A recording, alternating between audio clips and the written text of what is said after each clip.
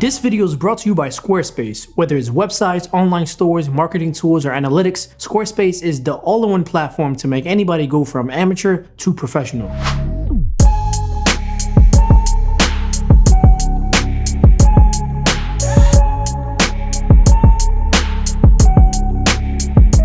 Hey, what's up guys? JQ back with Teqreation, where I use technology for recreation. So I got with me here the Samsung Galaxy Watch 3. Now I've been a fan of Samsung watches for many years, all the way back to the Galaxy Gear, the original one. In fact, I think I still have it. So just to clear up any confusion with the numbering and the naming of this watch, Galaxy Watch 3, pretty much think of this as the third generation smartwatch from Samsung that embodies the classic, more traditional look. So the Galaxy Gear S3 was the first one, the Galaxy Watch was the second one, and now this one is the Galaxy Watch 3. And all three of those smartwatches look pretty similar as opposed to Samsung's other watches, which were obviously more digital or more fitness centric just by looking at them, as opposed to these watches. And I believe that Samsung wants this style of smartwatch to be their Apple Watch. So what's new with the Galaxy Watch 3? Well, beginning with the sizes, it's available in both 45 and 41mm sizes, depending on how big you like your watches or how small your wrists are. So that's 1mm smaller from the previous Galaxy Watch on both the larger and smaller models. I personally went for the 45mm version because I don't like smartwatches to feel too small on my wrist. And that was one of my things with the Apple Watch that I didn't like. Their watches overall, even their larger size is a little too small. Now, even though I like the thickness of the previous Galaxy Watch, the Galaxy Watch 3 is still big enough to feel like a watch, if you know what I mean. The watch is 10 grams lighter, and overall I do prefer the slimmer, lightweight form factor. Their signature rotating bezel is cleaner too. The ridges on the edge aren't as pronounced as before. Also, the buttons on the side do feel a little bit more tactile and clicky, which is always a plus. Now, I chose the Mystic Black model since I had the silver one before, and I personally like the way this one looks. Now, I'm not a fan of the strap that came with it out the box. It just feels a little bit too dressy, a little bit too classy for me. Now, I don't mind the classic look on the face of the watch, but when it comes to the strap, I would have preferred something a little bit more neutral or a little bit more everyday-ish that can go with most outfits. It's not really that big of a deal though, because I went straight to Amazon as always and found a couple nice straps. They're comfortable, breathable, they look nice, and I'll leave a link to these down below in the description in case you guys are interested. Now, this time around, Samsung did downgrade the display of the watch from Gorilla Glass DX Plus down to Gorilla Glass DX. I'm not sure why, but just know it won't be as scratch resistant as the Galaxy Watch previously, but really this is all on paper. In reality, as someone who's constantly banging their wrist against things, I find Samsung watches in general, even dating back to the Gear S3, to be extremely durable in that sense. And these watches do have a military compliance durability rating, so maybe that has something to do with it, but overall it's not something I would really worry about too much. Now, speaking of glass, we also get the same Super AMOLED touchscreen as before, and despite the slightly smaller diagonal size, you do get a little bit more screen to body ratio with a 1.4-inch screen compared to a 1.3-inch screen, which helps you see more of this stunning, beautiful responsive display. Some of the animated watch faces I installed just look absolutely incredible, and outdoor visibility has personally never been an issue for me. And although I've never really been a huge fan of this, the always-on display complements this watch nicely. Now, setting up the watch was quick and seamless, just like the Galaxy Buds Live. Now, as I mentioned in my Galaxy Buds Live review, Samsung has really improved over the years the experience of the trifecta of their devices as far as the seamlessness and connectivity goes. It's very like Apple-esque. It's like all of maybe like 10 minutes max and I was ready to go. So inside the watch, not much has changed. It's using the same Exynos processor as before, and out of the box we do get Tizen OS 5.5 along with 1GB of RAM on the Bluetooth model, and navigating around the watch is smooth and hiccup free. We've really seen Tizen develop over the years, and I gotta say that they've really improved their software to the point where lag shouldn't really be a topic of discussion anymore, and I feel that same way about smartphones too. So it seems as if Samsung is cutting specs like they're cutting carbs in 2020, as we saw with the Note 20 Ultra. That said, we do get a minor drawback in the battery department as well, with only 340 milliamp hours compared to 472 milliamp hours previously. So before on the Galaxy Watch, where I would be getting 3 days comfortably without sweating, with the Galaxy Watch 3, I can get 3 days, but I wouldn't feel comfortable going outdoors on the third day. I would have to charge it. So I would say confidently, I would get 2 days out of this watch. But again, everyone's use is different. It could be because I use animated watch faces. That could be the case.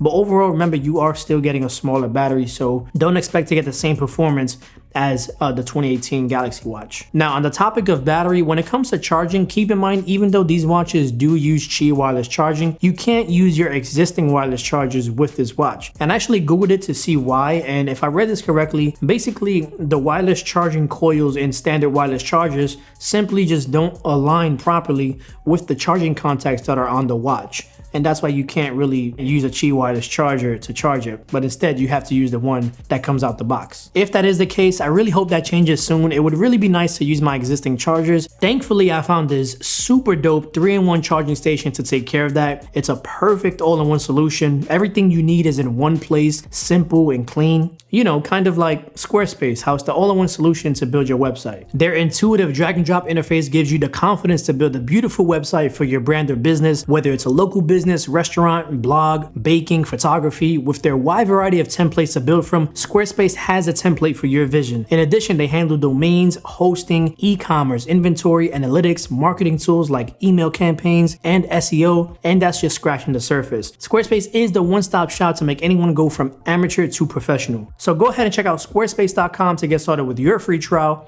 And when you're ready, make sure you use my special link, squarespace.com/Teqreation, to get 10% off the purchase of your first website or domain. So for all you fitness and health enthusiasts, you'd be happy to hear that the Galaxy Watch 3 now has a built-in ECG, which was originally widely recognized on the Apple Watch. So basically this allows you to detect irregular heartbeat, which may be a sign of underlying issues. Now, unlike the Apple Watch, the Galaxy Watch 3 takes it a step further by offering blood pressure monitoring as well to let you know if you're systolic or diastolic.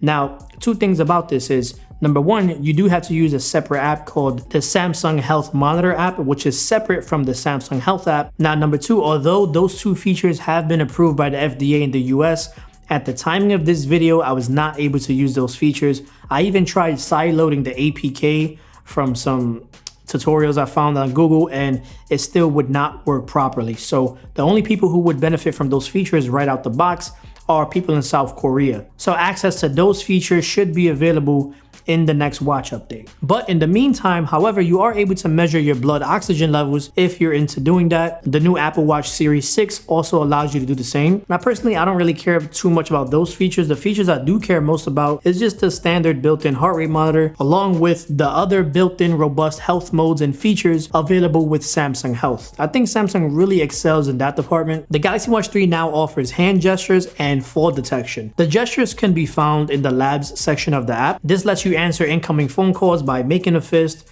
and then opening it again.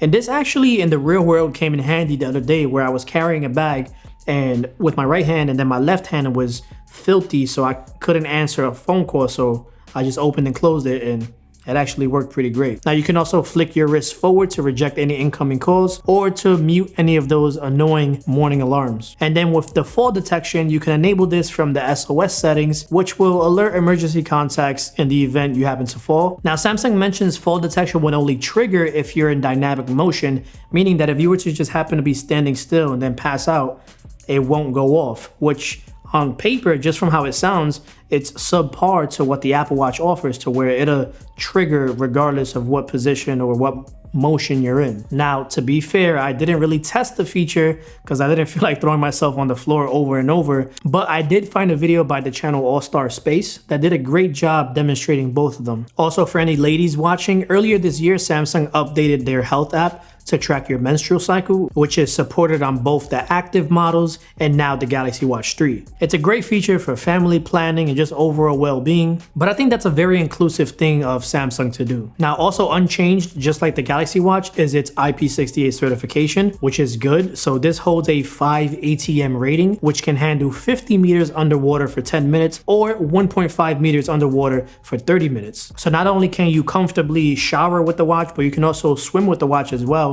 if you happen to be a swimmer. And thankfully, automatic swim detection is one of the many automatic workout detections available with the Samsung Watch. And that's one of my favorite things about Samsung Health. There's just so many useful features, such as water and food intake as well. Now, I mentioned this in detail in a previous video, but I'll touch on it briefly here. The overall app experience on Galaxy Watches is trash. A quick example would be the Uber app for the Galaxy Watch 3. It just doesn't work at all. And a lot of apps you find are actually buggy incompatible or just broken altogether. Now, whether that's important to you is all going to depend on what kind of user you are.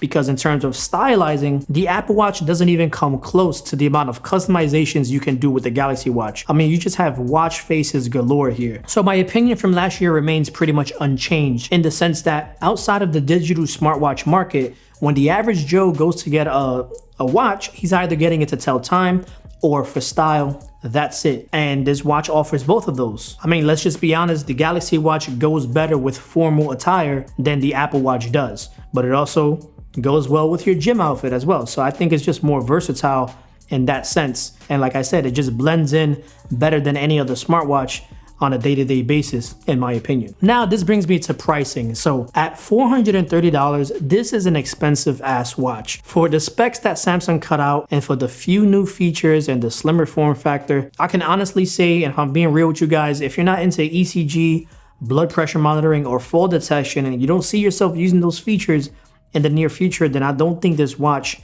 is worth buying. But instead, I would actually get the Galaxy Watch from 2018 because yes, although it is a bit bulkier, you pretty much get the identical feature set, the same water resistance, the same durability for almost 50% cheaper at $240 at the time of this video. So that decision remains solely up to you. I just want to look out for you guys' pockets. I think that Samsung wants or believes that the Galaxy Watch 3, or at least what the vision of a smartwatch is, that they want this to be the face of the Android smartwatch. I personally think I would still always remain a fan of Samsung watches despite how crappy their apps are. Most people just want a simple smartwatch that they can wear every day, and I think they're popular for a good reason, you know? So let me know what you guys think. Did this video help you guys make a decision, or did it give you any insight that you didn't have before? Let me know by dropping those comments down below. And if you enjoyed this video, show some love to that like button. And if this is your first time on the channel, make sure you subscribe and turn on the alerts. This way YouTube notifies you whenever I drop another awesome tech video. As always, I want to thank each and every one of you guys for watching, and I'll see you in the next video. Peace out.